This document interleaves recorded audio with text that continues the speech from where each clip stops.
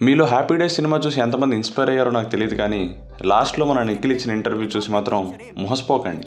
Okay, నేనేదో reference కోసం 10-15 years back cinema తీసుకుని చెప్పే, కానీ యాక్చువల్లీ మీకు తెలుసు ఇంటర్వ్యూస్ ఎలా ఉంటాయి. Group discussions, coding round, system design, అది ఇది అన్నీ ఉంటాయి. వీటన్నిటిలో కామన్గా ఉండేది ఏంటి తెలుసా? డిఎస్ఏ. మీరు కనుక ఒకవేళ సాఫ్ట్వేర్ జాబ్స్కి అప్లై చేస్తున్నా, ఐటీ జాబ్స్కి అప్లై చేస్తున్నా, డిఎస్ఏ రౌండ్ అనేది కంపల్సరీ అవుతుంది. ఆల్రెడీ చాలా కంపెనీస్కి కంపల్సరీ, అండ్ ఇప్పుడు కొన్ని నార్మల్ కంపెనీస్, చిన్న కంపెనీస్కి కూడా కంపల్సరీ చేస్తున్నారు.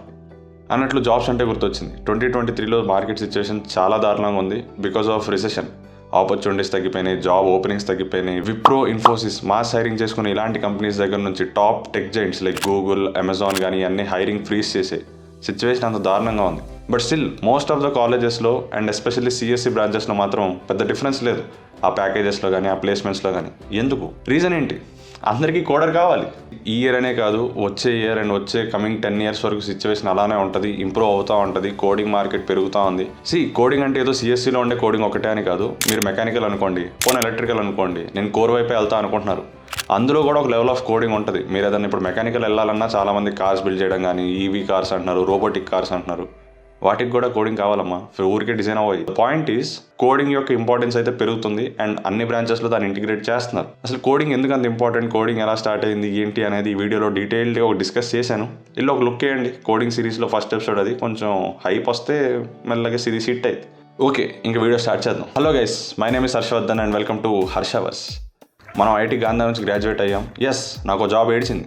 కొంతమంది కమెంట్ చేస్తున్నారు, ఏంటన్నా ఐఐటీలో చదివి జాబ్ రాలేదా, అందుకే యూట్యూబ్ చేస్తున్నావా అని.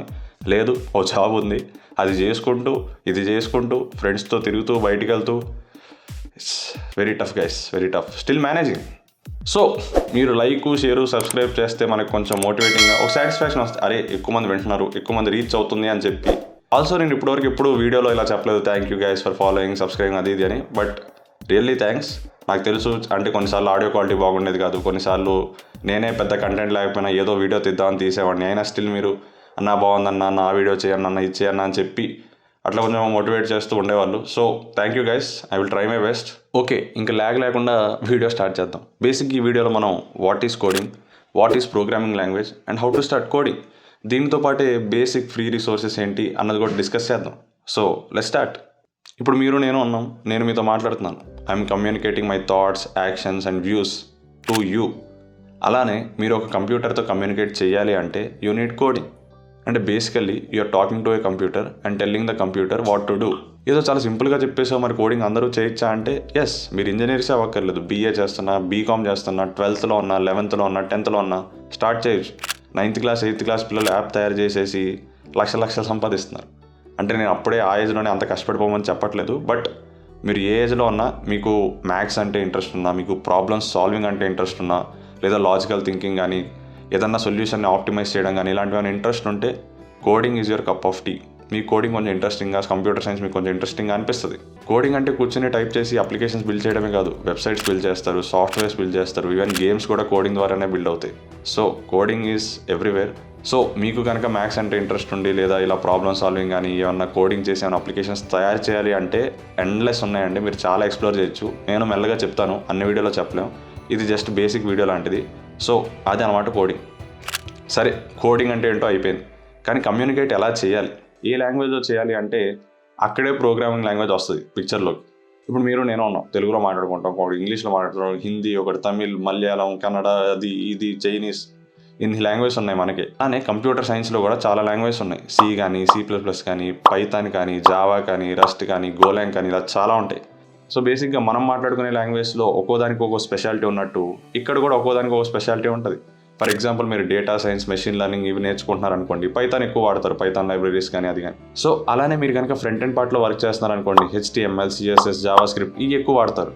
ఆర్ లేదా మైక్రో సర్వీసెస్ అని ఉంటాయి. అంటే లైక్ ఇది ఒక చిన్న సర్వీస్, ఇది కమ్యూనికేట్ చేసుకోవాలంటే గోలాంగ్ అని ఉంటుంది, అది వాడతాం. సో బేసిక్గా చాలా మంది అడుగుతున్నారు, అన్న నువ్వు వాడే టెక్ స్టాక్ ఏంటి కంపెనీలో, అది ఇది అని. నేను గోలాంగ్ మీద వర్క్ చేస్తున్నాను, గోలాంగ్ అండ్ PHP, అది మ్యాటర్. ఇప్పుడు కోడింగ్ అంటే ఏంటి, ప్రోగ్రామింగ్ లాంగ్వేజ్ అంటే ఏంటి, ఒక రఫ్ ఐడియా వచ్చింది మీకు. ఇప్పుడు the burning question of the video, how to start coding అన్నది డిస్కస్ చేద్దాం. సో ఆల్రెడీ నేను డిస్కస్ చేసాం. కోడింగ్ అంటే basically you're talking to a computer. అది దేనికైనా వచ్చు, to build an application, to solve a problem, to create something new. So మీరు బేసిక్గా కోడింగ్లో బిగినర్ నుంచి ఒక అట్లీస్ట్ డీసెంట్ లెవెల్కి రావాలంటే మీరు 3 things చేయాలి. ఫస్ట్, ఒక కోడింగ్ లాంగ్వేజ్ పిక్ చేసుకోవాలి. Second, data structures and algorithms practice చేయాలి. థర్డ్, కంటెస్ట్లు ఇవ్వడం స్టార్ట్ చేయాలి. అప్పుడే మీరు ఎంత నేర్చుకున్నారు, ఎంత ఫాస్ట్గా అప్లై చేయగలుగుతున్నారు అని తెలుస్తుంది. సో ఫస్ట్ నుంచి స్టార్ట్ చేద్దాం. మీరు ఒక లాంగ్వేజ్ పిక్ చేసుకోవాలి. సో బేసికల్లీ అది ప్రోగ్రామింగ్ లాంగ్వేజ్ అంటే మీరు ఏ లాంగ్వేజ్లో కోడ్ చేస్తున్నారు so that computer can understand and ఆ లాంగ్వేజ్కి తగ్గట్టు ఫంక్షన్ చేయడానికి. నేను ఆల్రెడీ అజ్యూమ్ చేస్తున్నా most of the members coding start చేసి ఉంటారు, ఏదో ఒక లాంగ్వేజ్ పిక్ చేసుకునే ఉంటారు అని.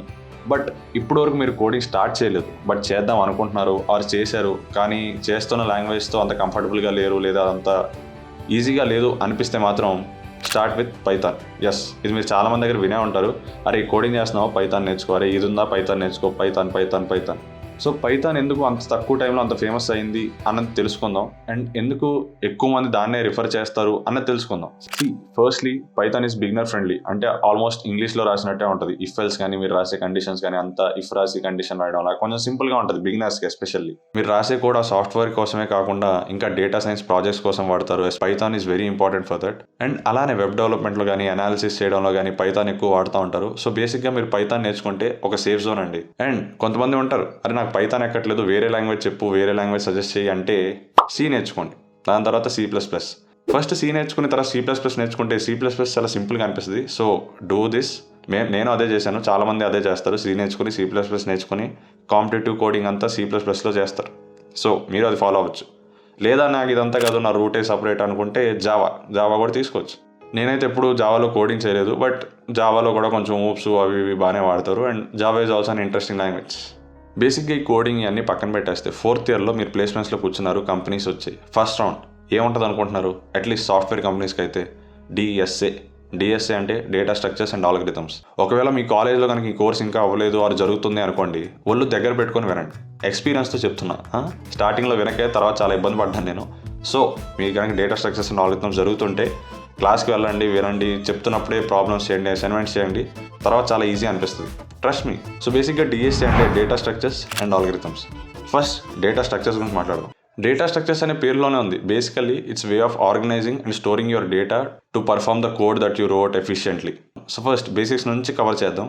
మీరు ఒక లాంగ్వేజ్ తీసేసుకున్నారు, ఇప్పుడు అందులో డేటా స్ట్రక్చర్స్ మీద ఒక ఐడియా రావాలి మీకు. అంటే వేరియబుల్స్ ఎలా డిఫైన్ చేస్తాం, ఇంటీజర్స్ ఎలా డిఫైన్ చేస్తాం, ఫంక్షన్స్ ఎలా రాస్తాం, ఇఫ్ ఎల్స్ లూప్ ఎలా రాస్తాం, ఫర్ లూప్ ఎలా రాస్తాం, వైల్ లూప్ ఎలా రాస్తాం.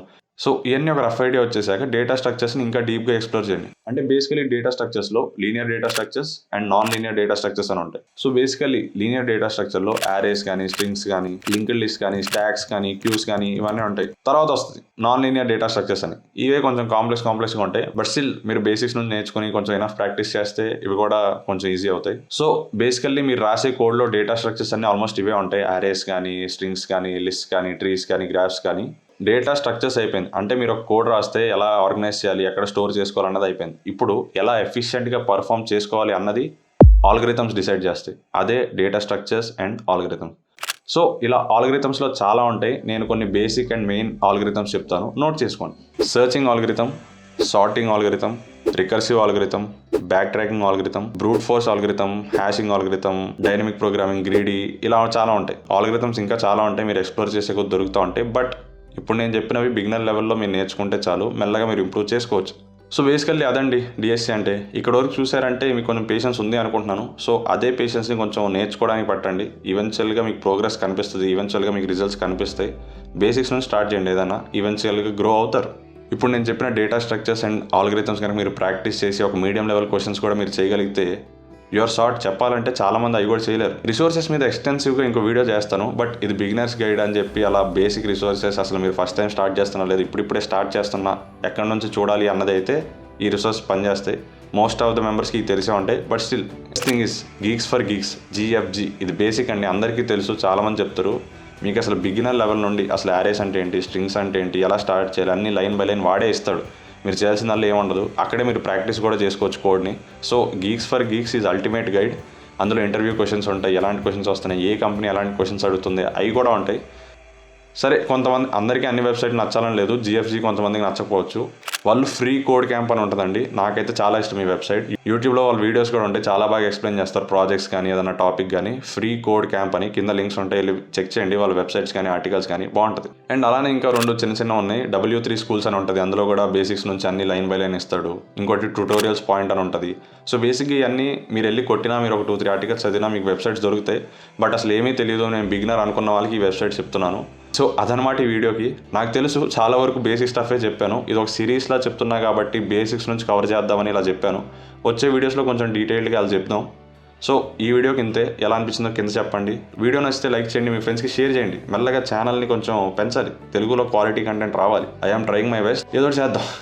Until then see you, goodbye, take care.